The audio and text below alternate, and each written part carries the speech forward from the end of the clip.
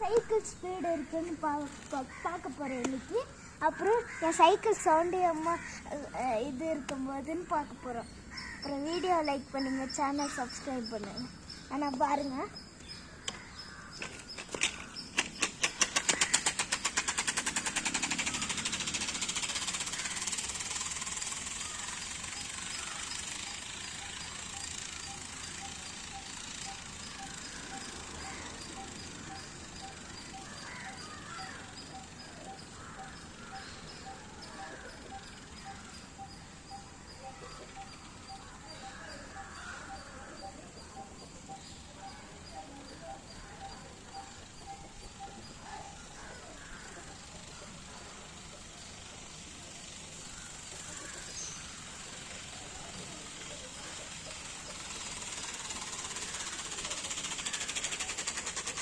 இன்னும் சொல்ல மாட்டேன் வேணாம்.